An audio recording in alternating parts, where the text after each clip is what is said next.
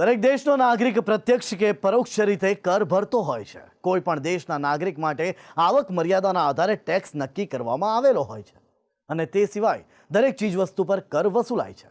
તે અલગ અલગ અને આ બાદ પણ પાણીના વપરાશ માટે પણ વેરો લાગુ કરી દેવામાં આવ્યો છે.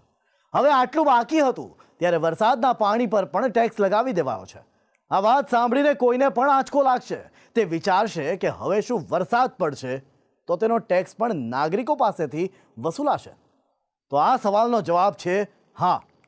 કેનેડા સરકારે એક અજીબો ગરીબ નિર્ણય લીધો છે. અહીંની સરકાર હવે વરસાદના પાણી પર ટેક્સ લગાવવાની છે, જેના કારણે નાગરિકોની મુશ્કેલીમાં વધારો થયો છે. નાગરિકો તેવી વસ્તુઓ પર ટેક્સ ભરતા હોય છે જેને તેઓ ખરીદે છે અથવા તેનો ઉપયોગ કરે છે. ટાંકણીથી લઈને વિમાન ગણી લો. આ સિવાય પ્રોપર્ટી ખરીદો અથવા વેચાણ કરો, તેના પર પણ કર વસૂલાય છે. કરના નાણાંનો ઉપયોગ જાહેર સુવિધાઓ આપવામાં કરવામાં આવતો હોય અને આ પદ્ધતિ દુનિયાના તમામ દેશોમાં ચાલતી આવે છે. પરંતુ સરકાર એમ કહે છે કે અમે હવે જે વરસાદ પડે છે અને તેના પર પણ ટેક્સ લઈશું. તો બસ આવું જ કંઈક કેનેડામાં થયું છે. કેનેડાના ઓન્ટેરિયો સ્ટેટમાં આવેલા ટોરન્ટોમાં વરસાદના પાણી પર ટેક્સ વસૂલવાની હિલચાલ ટોક ઓફ ધ ટાઉન બની છે. આ જાહેરાત થવાના કારણે નાગરિકોમાં ભારે નારાજગી જોવા મળી રહી છે. મહત્વનું છે કે જ્યારે વરસાદ પડે અથવા તો જ્યારે વધારે વરસાદ પડે ત્યારે રસ્તાઓ પર પાણી ભરાવાની સમસ્યા જોવા મળતી હોય છે અને આ સમસ્યાના નિવારણ માટે જે તે સરકાર સ્ટોર્મ વોટર ડ્રેનેજ લાઇન બનાવતી હોય છે. વરસાદ બાદ જમીન પર વાવેલા વૃક્ષ અને છોડ પાણી શોષી લેતા હોય છે, પરંતુ જે પાણી શોષાતું નથી તે પાણી વ્યય ન થાય તે માટે આ પાણીને બચાવવા માટે સરકારે એક રસ્તો કાઢ્યો. મતલબ કે ઘર, ઓફિસો નીચે જે સિવરેજ આવેલ હોય તેમાં વરસાદના પાણીનો સંગ્રહ કરવામાં આવશે. હવે આ વરસાદના પાણીનો ઉપયોગ નાગરિકો કરી શકશે, પરંતુ આ પાણીનો જેટલો ઉપયોગ થશે તેના પર પણ સરકાર ચાર્જ વસૂલશે.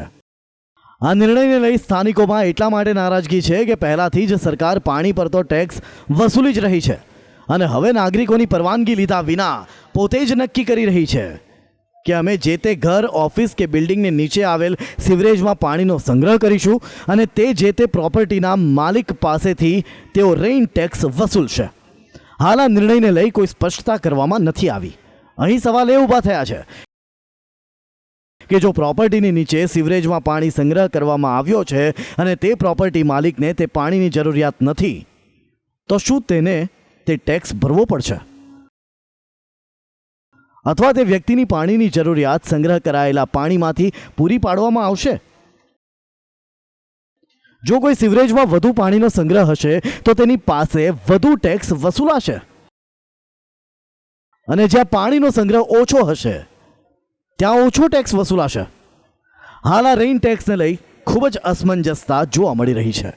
ન માત્ર વરસાદ પરંતુ જે હિમવર્ષા થાય છે તેના પીગળવાથી જે પાણી બને તેનો પણ સિવરેજમાં સંગ્રહ થશે અને વરસાદના પાણીની સાથે બરફ પીગળવાથી એકત્ર થયેલા પાણી પર પણ ટેક્સ વસૂલાશે.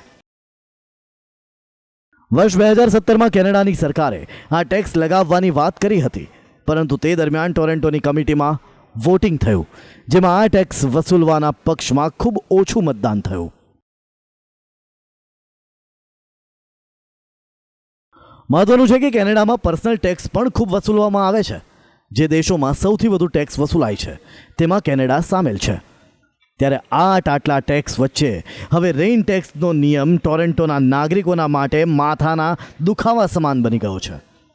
પાણીના સંગ્રહ માટેની આ યોજના ચોક્કસથી સરાહનીય છે, પરંતુ તેના પર કર વસૂલવાની યોજના હજી કોઈના ગળે ઉતરે તેમ નથી.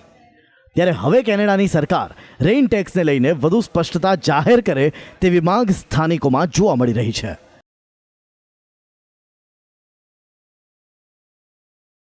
સ્પેશિયલ રિપોર્ટ, સંદેશ ન્યૂઝ.